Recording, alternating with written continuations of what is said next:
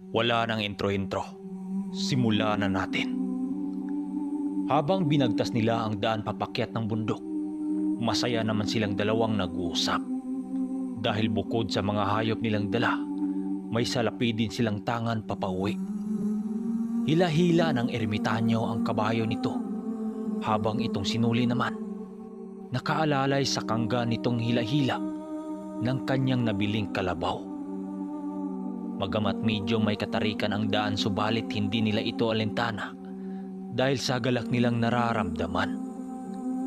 Ilang oras pa ang makalipas, natanaw na nilang dalawa ang pamamahay ng magulang ni Nuli. Maya-maya lang, bigla naman silang natigilan ng may tumawag sa kanilang dalawa sa bandang taas na parte na kanilang nilalakaran. Kaagad naman nilang nakilala ang taong yon at walang iba kundi ang ama ni Nuli. Dali-dali itong lumapit sa kanilang dalawa habang nakangiting nagsalita ng, "Manong Duming, Nuli, saan kayo galing? Mukhang marami kayong dala."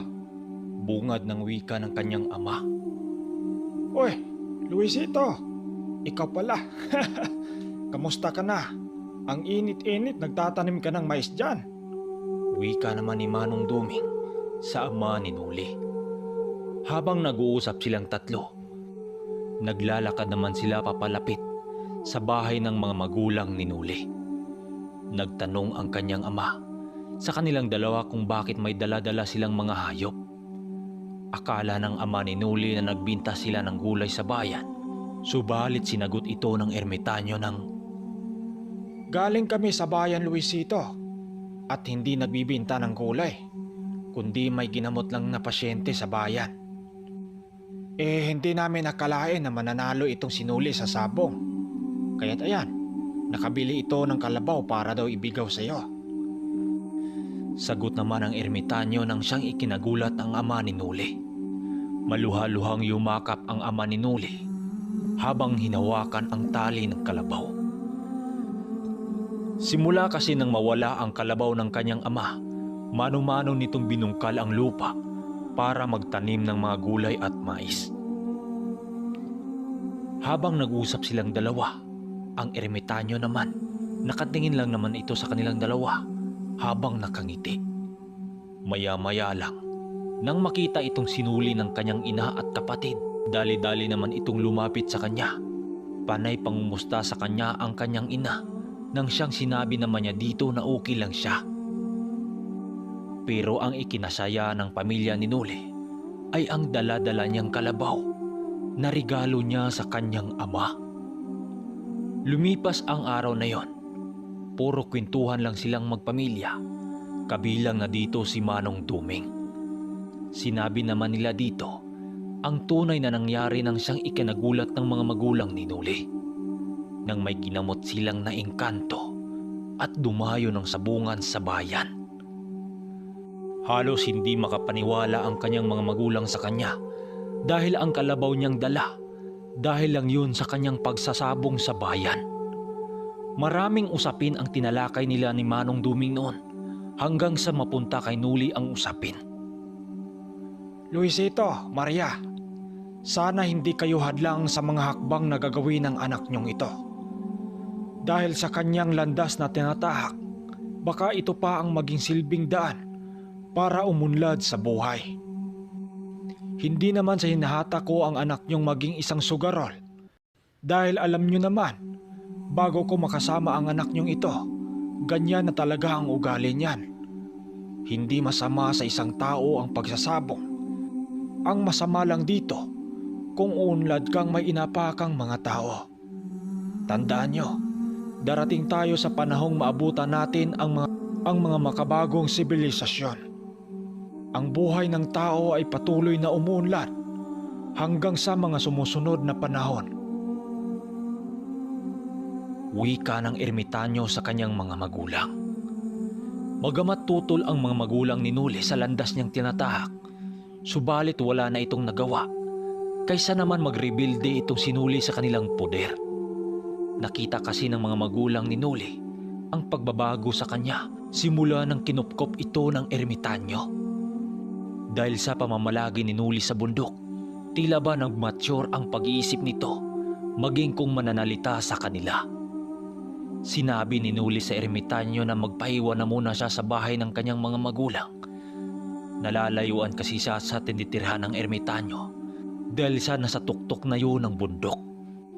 May mga manok na kasi siyang kailangang tutukan at isa pa, may kukunin din siyang mga alaga doon sa kubo ng kanyang lulo kung saan sila nagkakilala ni Manong Duming. Nagpalipas na muna ang ermitanyo sa pamamahay nila Noli sa sasapit na gabing yon. Kinabukasan, nagpaalam na itong si Manong Duming na babalik na siya doon sa bundok na kanyang tinitirhan doon. Ayon pa sa ermitanyo, dahil may mga kalabaw pa itong kailangang tutukan dahil malapit na yung mga nganak. Nole, maiwan na kita dito sa patag. Babalik na ako sa bundok. Ikaw, kung gusto mong bumisita sa bundok, puntahan mo lang ako doon. Pero paalala ko lang sa'yo huwag na huwag kang pupunta doon kapag takip silim. May mga mapaglarong mga nilalang doon. Baka ililigaw ka pa. Bukas ang kubo ko sa pagbisita mo doon. Pag-ingatan mo yung bertud na tangan-tangan mo. At sana sa muli nating pagkikita, hindi ka pa rin magbabago sa akin. Sa ngayon, dirito ka na muna. Kailangan ng mga magulang mo ang tulong mo sa araw-araw. Pamamaalam ng ermitanyo sa kanya bago ito umalis.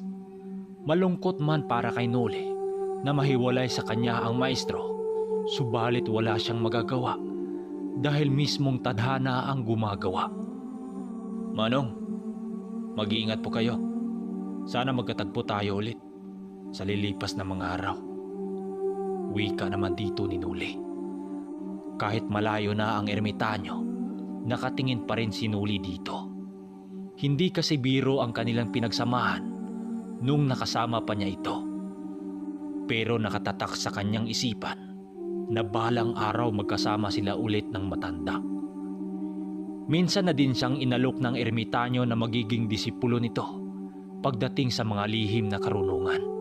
Subalit tinanggihan niya ito dahil gusto niyang mamumuhay ng normal. Hindi kasi biro ang maging isang ermitanyo dahil buong buhay mo nakatutok lang sa pagtuklas ng mga mahiwagang lihim na aral laban sa mga demonyong nagkalat sa mundong ibabaw. Kaya't ang ginawa niya sa araw na yon, pumutol siya ng mga kawayang gagamitin niya sa paggawa ng mga kulungan sa manok. Ang katuwang niya sa kanyang gawain ng araw na yon ay ang kapatid niyang lalaki na nasa 15 anyos na nang siyang nagbabantay ng kanyang mga manok habang gumagawa pa siya ng pagsisidla ng mga ito. Ang kanyang kapatid pala na yon ay itatago na lang natin sa pangalang Mayok. Mahilig din yun ng mag-alaga ng mga hayop kagaya ng mga pato, bibi, kambing, at saka mga manok. Paminsan-minsan, kapag tapos na siya sa kanyang mga manok na inalagaan, ay tutulong siya sa gawain ng kanyang ama doon sa taniman nila. Paminsan-minsan siya ang mag-araro ng lupa gamit ang kalabaw niyang nabili. Pero minsan naman, siya ang nagtatanim ng mais para man hindi siya maburyong. Dahil sa abala lagi itong sinuli sa pagtulong ng kanyang mga magulang sa umahan, kaya't ilang buwan din siyang hindi nagsasabong. Makalipas ang 6 na buwan, ang mga manok niyang natanggap sa pamilya ni Umar ay dumami na ng dumami. Sa loob ng 6 na buwan, nakapagpalabas na yun ng mga supling ng 3 anakan. Ang dati niyang 3 manok ay katagalan na puno na ng mga tandang ang kanyang bakuran. Ang una kasing anakan ng mga inahin niya, noong una ay halos naglalabas yun ng mga lalaking manok. Nang siyang labis naman niyang ikinatuwa, akala ng mga magulang nitong sinuli, tila ba kinalimutan na nito ang pagsasabong. Subalit nagkakamali sila nang dumating kasi ang araw ng fiesta sa baryo nila Nuli, ay nagpatupad ang punong barangay ng malaking pasabong bilang paalala sa mga nakaugaliang paniniwala ng mga sinaunang mga tao. Ang iba sa kanilang baryo ay nagpaaway ng mga kabayo sa ilog sa tuwing piyesta. Pero sa baryo nila Noli ay iba. Pasabong ng manok nang siyang nagpaalala sa kanya nung minsyang nakasama niya ang ermitanyong si Duming na dating ring isang sabungero. Bago pa man dumating ang araw ng fiesta, maigi nang naghanda ang mga kababaryo niyang mga sabungero sa papalapit ng malaking pasabong sa kanilang baryo. Pero itong si Noli, nagdadalawang isip siya kung lalaban ba siya. Nag-alala kasi itong si Noli kung ilalaban ba niya ang mga palahi niyang manok. Dahil pinapalahi pa niya ang mga ito, subalit hindi na siya nakatanggi nang lapitan siya ng isang sabungero na kanyang kababaryo din. Pagbungad nito sa kanyang manukan, kaagad yung nagwika ng, Oy, Noli, may pasabong bukas malapit sa may kawayanan. Sasali ka ba? bungad na wika nito sa kanya. Hindi ko alam, Pringgoyo. Hindi pa ako handay. Pinapalahi ko pa kasi itong mga to. Sagot naman niya rito. Ano ka ba, Noli? Sa larangan ng sabong, dapat buo ang loob mo. At huwag kang magdadasal na matatalo tayo. At magaganda naman tong mga manok mo Sagot naman ni Goyo sa kanya. Si Goyo pala ay mas may edad na ito kay Noli at may mga anak na rin. Dahil sa panguudyok nito sa kanya, nasasali sa sabong, hindi rin siya nakatakas dito. Dahil sa pangungulit nito sa kanya, kaya't napapayag na rin siya. Basta, Noli, sama ka sa amin bukas Bukas dadaanan ka namin dito sa manukan mo. Wika nito sa kanya habang naglalakad papalayo sa kanyang manukan. Nang sumapit ang gabing yon, habang nagpapahinga siya, bigla siyang nagising sa pagkakatulog nang mapanaginipan niya ang matandang si Manong Duming. At ayon sa kanyang panaginip, naglalakad daw sila sa pusod ng gubat nang may kakaibang nangyari. Habang naglalakad daw siyang nakasunod sa ermitanyo, bigla silang hinarang ng napakalaking baboy ramo.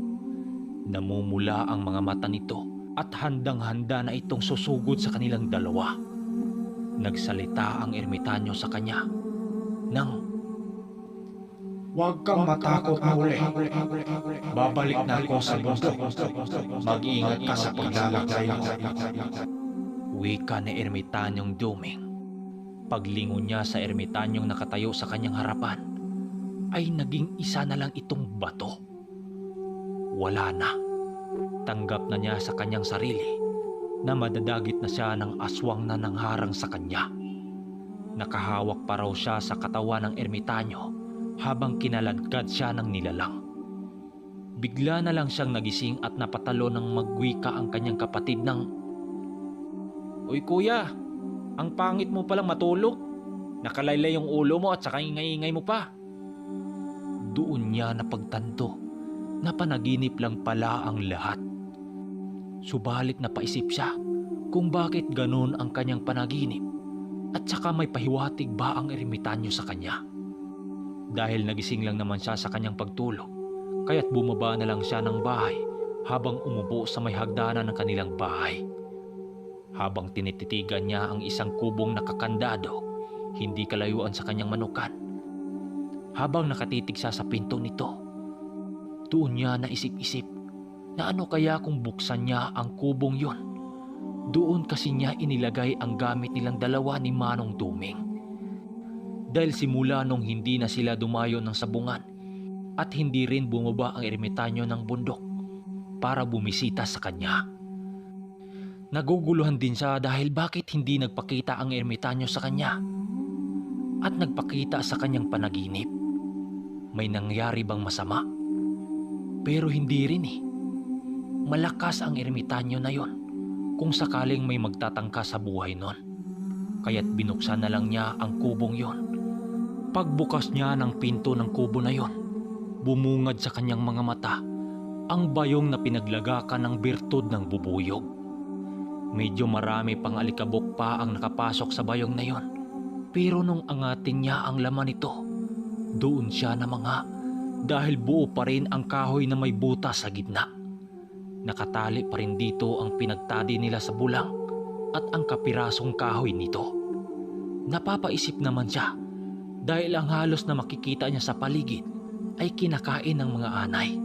Subalit ang bayong niyang itinago doon ay nakapagtatakang hindi yun kinagat ng insekto. Ibig sabihin lang nun, buhay pa rin ang gamit na yon at kaagad niya yung dinala sa kanyang kwarto upang magagamit niya kinabukasan sa magaganap na malaking pasabong.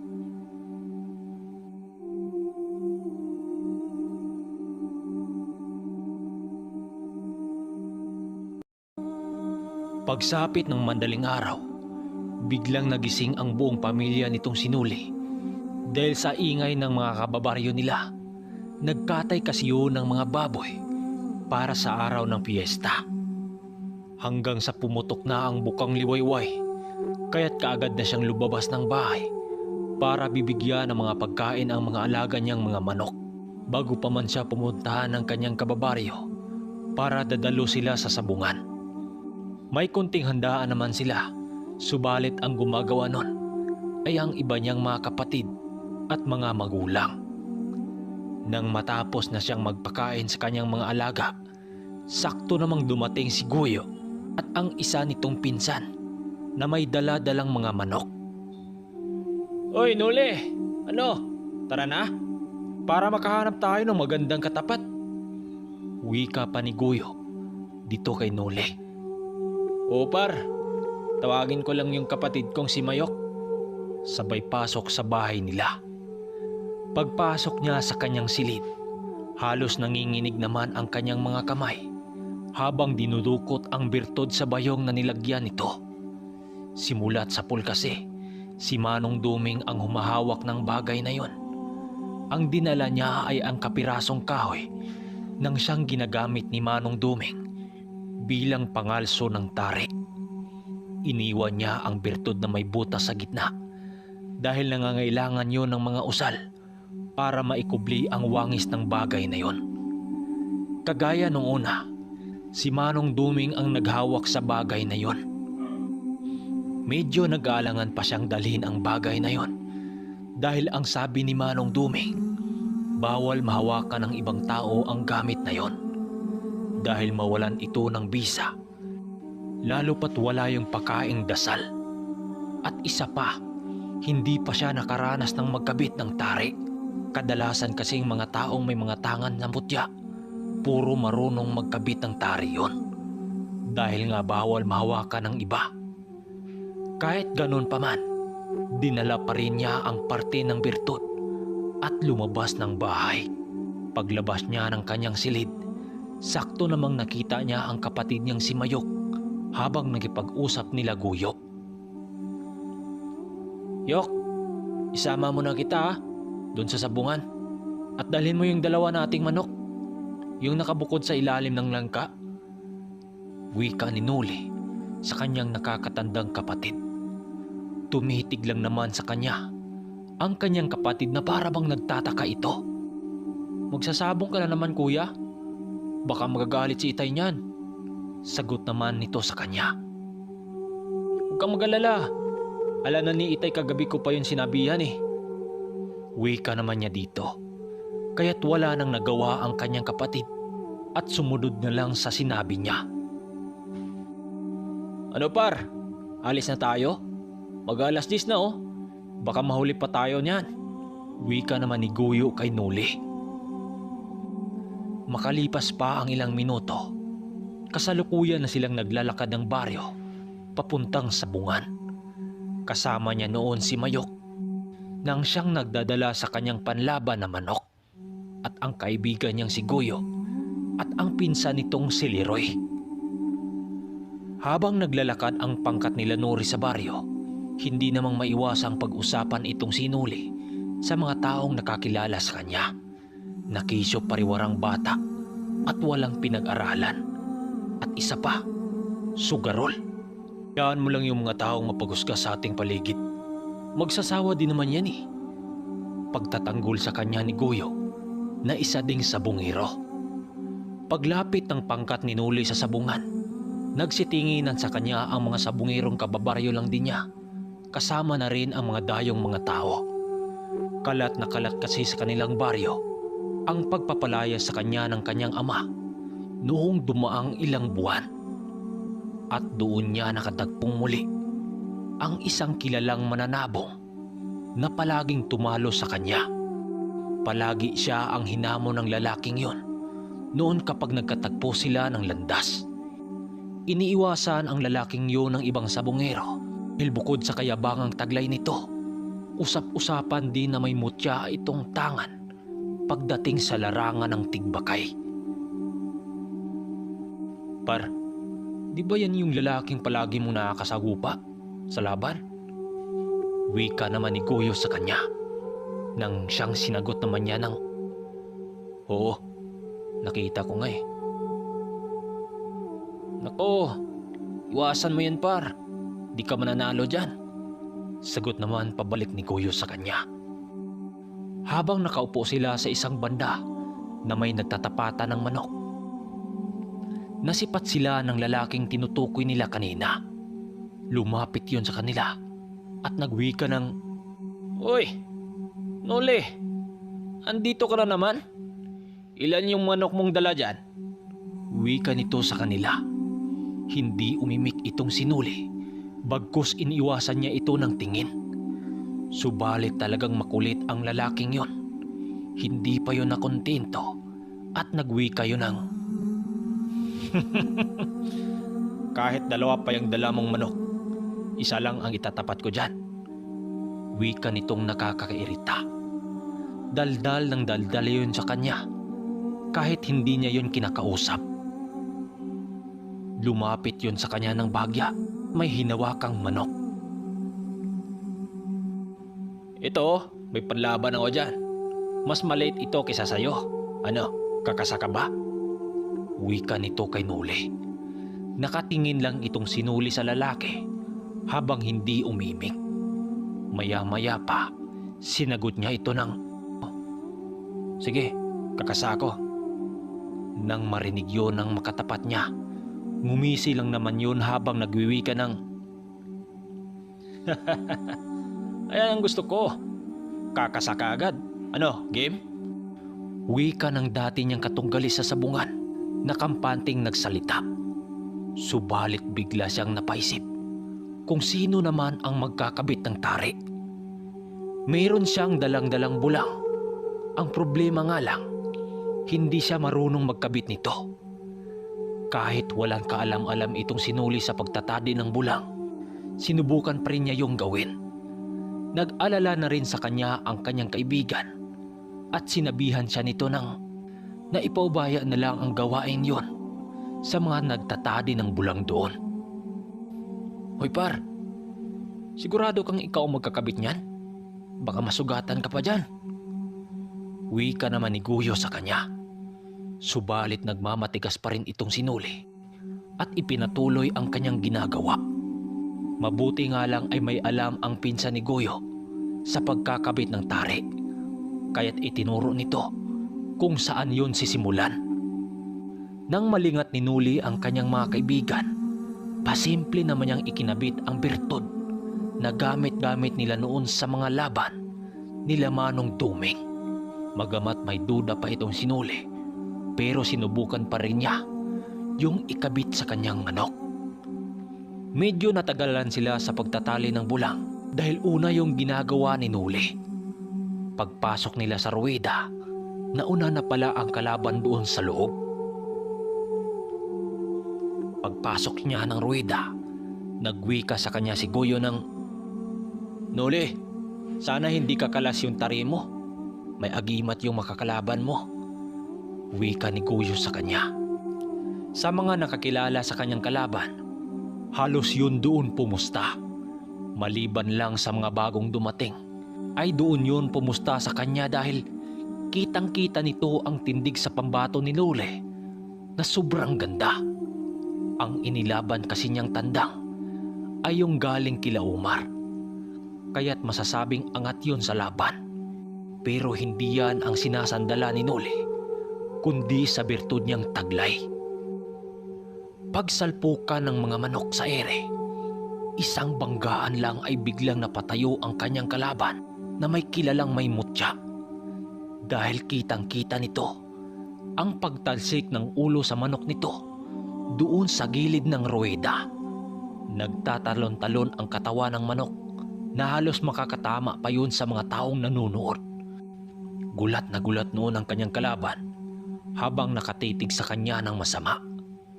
Dahil simulat sa pool, unang-una pa niya itong natalo doon sa kanilang baryo kapag nagsasabong. Lalabas na sana siya ng ruweda, dala-dala ang bihag na manok. Nang nagwika ang katunggali niya ng, "Hoy, isa pa! Huwag ka munang alis!" Wika nito sa kanya. Tumitingin siya kay Guyo, subalit maging ito, suminyas na okay, ribansa daw.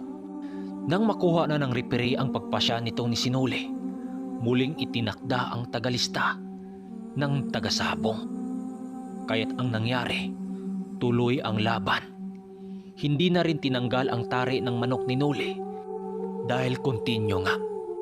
Nang bibitawan muli ang dalawang panig, kaagad nagharap ang mga manok. Habang papasugod ang manok ni Nuli, tila ba hindi ito nakita ng kalaban.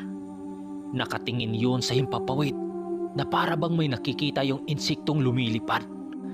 Pagsugod ng pambato ni Nuli, animoy nahimasmasan ang kalaban kaya't bigla yung naalerto. Pero wala na. Nakatama na ang manok ni Nuli. Lumipad pa ang kalaban na paganti. Subalit paglapag nito, bigla na lang yung natumba at sumuka ng dugo. Yung pagsugod pala sa pambato ni Nuli ay diretso pala yung tumama sa kalaban. Naghiyawan ang mga kaibigan ni Nuli at isa na dito ang kanyang kapatid at si Guyo.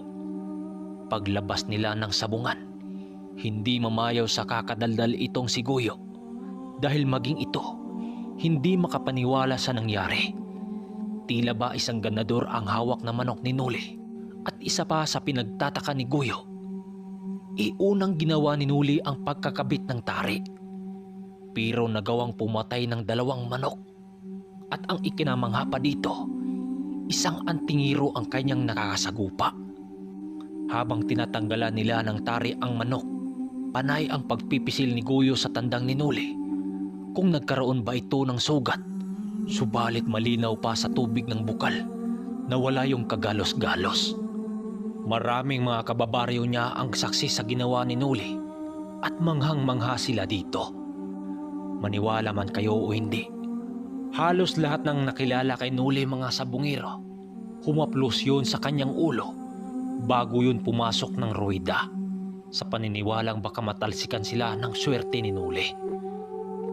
Magamat weirdo ang ginagawa ng mga ito sa kanya, hinayaan lang naman niya yon dahil purong kakilala niya yon. Subalit maigi siyang nag-iingat, baka mayroong makapansin sa kanyang sikreto. Makalipas ang isang oras, muling napagdesisyonan ng pangkat ni Nuli na kumasa sa mga ibang sabungirong nagyaya sa kanila. Akala ni Guyo ay nagkataon lang ang pangyayari, subalit hindi nito inasahang muling maghasik ang tangan-tangan nitong si Nuli. Nang magsimula na ang laban, maraming pangontra ang inilagay ng kalaban sa ruweda. Nandun na yung paghagis ng asin, luyang itim, sanga ng kahoy na hindi mawari kung anong uri. Subalit wala yung epekto dahil hindi naman nila alam ang dahilan. Ang inilaban ni Nuli na manok ay ang pinakamahusay niyang manok na kulay puti. Ang tawag nila sa dugong nananalaytay sa manok na yon, kung hindi ako nagkakamali, white jackal ata o white hawk, basta yun na yon. Pagbitaw niya sa kanyang nilalabang manok, kaagad yung dumikit sa kalaban at walang tigil sa pagpapalo. Kahit nakatagilid yun o mapahiga, talagang dikdikan ang ginagawa sa laban ng kanyang manok. Subalit lingid sa kaalaman ni Nuli, hindi ang kanyang manok ang punteriya ng kalaban. Nasipat kasi niya yung animoy mayroong insektong lumilipad na pinagtuunan ng kalaban. Subalit sa paningin ng mga tao, wala silang napapansin sa laban na yon. Sa unang laban ng kanyang pangalawang manok, nakuha nito ang unang panalo. Nang siyang hindi lubos maisip ng taga-baryo niya, mayroon pa siyang naririnig sa paligid ng sabungan na kiso may dagon siyang gamit. At yung iba naman, sinabing sa lahi yun ng mga manok niyang inaalagaan. Habang nasa loob siya ng ruweda, tuwang-tuwa naman si Goyo sa kanyang tagiliran. Dahil sa ipinamalas ng mga pambato nitong sinuli, maraming mga matang nakapuntarya sa kanya. Ang iba pa dito ay ang mga batikang mananadi ng bulang. Paglabas niya ng ruweda, hawak na niya ng kanyang manok na galing sa laban. Ang kanyang bihag naman, nakaalalay doon si Goyo dahil tinatanggalan pa yon ng tari ng kalaban bago ito makuha ni Goyo. Habang si Mayok niyang kapatid, nakatuon yun sa dalawa niyang bihag sa unang labanan kasi, sa unang labanan ng isa niyang manok. "Kuya, mukhang nanghihingi ka lang ng manok na mabibihag ngayon ah." Wikang patawa-tawa ng kanyang kapatid. Kanya naman itong sinabihan na huwag mag-ingay at maasar pa sa kanila. Habang nakatayo siyang palingalinga sa paligid, hindi niya napansing may tao palang nakikinig sa kanyang likuran. Nang akmang alis na yon, bago pa niya napansin. Subalit narinig niya itong nagwikang papalis. "No." "Hindi magtatagal. Malalaman ko rin yung sikreto mo, bata." Yun yung lalaking natalo niya kanina ng 2 bisis sa mga manok nito. Yun yung taong may kuro-kurong may agimat sa sabungan. At hindi lang yon, palagi niya yung nakalaban noon. At hindi lang yan, palagi siya nitong kinukutya. Nakisyo kahit ipusta pa raw niya ang kanilang lupain, hindi siya dito makakabawi. Nung una takot siya ng lalaking yon dahil nagtatangan yun ng aral sa kaliwa. Maya-maya pa, lumapit na si Goyo sa kanila. Kasama na dito ang kanyang pinsan habang hawak-hawak na ang manok niyang bihag. Muling sinipat-sipat ni Goyo ang manok niyang ginamit kung nagkaroon ba yun ng sugat. Subalit pagtingin nila doon, ni katiting na galos ay wala silang nasilayan. Sa 3 laban inuli sa sabungan, nakapusta pala si Goyo sa kanyang manok, kung kaya't maging ito, nakakuha yun ng panalo. Nagwika yun sa kanya ng, "Par, parang araw mo talaga ngayon ah. Bakit hindi mo na lang lubos-lubusin? Tutal, may panalo ka na naman ay. Ilaban mo ulit." Wika ni Goyo na kaibigan ni Nuli sa kanya. Kaya't napapaisip siya kung bakit hindi niya subukang muli. Kaya't sinabi niya kay Mayok na kanyang kapatid ng, "Dong, bantayan mong maigi itong manok natin ha, at saka yung mga bihag. Huwag mong ipaglapit sa manok ni Goyo, baka mag-aaway yan." Wika niya sa kanyang kapatid. "Sige kuya, kasama ko naman si Kuya Leroy na magbabantay dito." Sagot naman ng kanyang kapatid sa kanya. Kaya't pumunta na silang dalawa ni Goyo sa may unahang banda ng sabungan. Pagdating nilang dalawa sa mga taong nagkumpulang mga sabungero, kaagad na silang sumali doon para makakuha ng magandang katapatan. Hanggang sa may tumapat sa kanilang manok na isang lalaking tagabayan.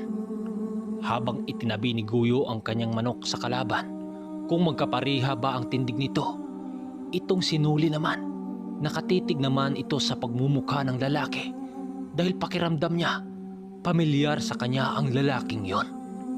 Hindi niya alam kung saan niya yon nakita, pero alam niyang nagkita na sila dati nito. Magamat kinabahan siya ng lalaking yon, patuloy pa rin sila sa pakipagtapatan doon. Nang magkasundo na sila Goyo at ang makakalaban nila, nagwika yun ng, "Sige boss, game, laban. Tawagin ko lang yung bus ko doon sa labas para makita niya rin kung ano ang makakalaban niya. Basta dito lang kayo, babalik rin kami." Wika nito sabay alis. Nang akmang kukunin na ni Goyo ang tari para ihanda, kanya itong pinigilan. "Par, huwag na muna. Tingnan na muna natin kung kanino yung manok na hawak-hawak nun," sabi niya kay Goyo. Maya-maya pa, hindi nga siya nagkamali. sa kanyang duda dahil tauhan pala ang lalaking yon ng kanyang kaibigan ang taong dahilan kung bakit nagkaroon siya ng manukan. Walang iba kundi si Umar. Paglapit sa kanila ng makakatapat niya, kasama si Umar dito, biglang natutulala si Noli nang magkatitigan sila ni Umar. "Buddy, ikaw ba yan?" Wika niya dito. Habang si Umar naman, nanlaki ang mga mata nito habang nakatitig sa kanya. "Ikaw ba yan, Noli?" Sabi ko na nga ba ikaw yan, Umar eh. Ba't ka napadpad sa baryo namin? Tanong niya dito. Nang marinig yun ni Umar, sumagot naman yun ng "Napadpad nga kami dito eh. Naisabay lang sa mga taong sa bungirong umakyat dito. At di ko akalaing dito pala nakatira yung mga bunggaitang sa bungirong nakasama namin dati." Sagot nitong nakangisik sa kanya. Oo nga pala, Umar. Si Guyo kaibigan ko. Lumaban kami ngayon. Pagpakilala ni Noli sa kanyang mga kaibigan. Kung kaya't ang nangyari, na-cancel ang dapat nila sanang laban. Pinakilala din ni Noli ang lahat niyang kaibigan doon kay Umar nang siyang ikinagalak ng kanilang pangkat. Ayon sa kanilang pag-usap, nakaisang laban na pala si Umar, subalit sa kasamang palad, natabla ang laban. Nang dalhin nila Noli at Guyo itong si Umar sa kanilang pwesto kanina, nagulat ito sa kanyang nasasaksiyan. Buddy, huwag mong sabihing bihag nyo tong 3 manok. Andito yung manok kong ibinigay sa'yo noon ah. Wika ni Umar kay Noli. O buddy, yan nga yung nakadalawang bihag ngayon eh. At itong si Puti naman na ilaban sa'yo kanina, nakaisa na. Sagot naman niya rito. Nang marinig yun ni Umar, umiling-iling lang itong nakangising nakatingin sa kanya. Kakaiba ka talaga, Noli. Ibig sabihin nun, pangalawa sana kaming tatalunin mo. Sagot naman nito sa kanya. Siyempre, hindi niya yun gagawin. Si Umar ang dahilan ng estadyo niya ngayon. Para mas sumarap ang kanilang kwentuhan, nagpabili ng alak at tuba itong si Noli para naman mas sumarap ang kanilang kwentuhan doon sa magaganap o pangyayari. Buddy, sana pala si Ermitanyong Doming? Hindi mo kasama ngayon ah. Wika naman ni Umar sa kanya. Ininom na muna nitong si Noli ang kanyang tagay bago yun nakasagot. Simula nung nanggaling kami sa inyo, buddy, pag-uwi namin kinabukasan, umuwi din si Ermitanyong Doming sa bundok. Hindi na ako sumama doon dahil may mga manok pa akong kailangang tutukan eh. Kaya't yun, wala naman siyang nagawa. Dahil gusto din naman niya na dito na muna ako sa lugar namin. Bago ko kasi nakilala ang ermitanyo na yon, naglayas ako sa bahay dahil may nagawa akong kasalanan sa aking ama. Kaya simula nun, tumira ako sa bundok na mag-isa, sa lupa ng aking yumaong lolo.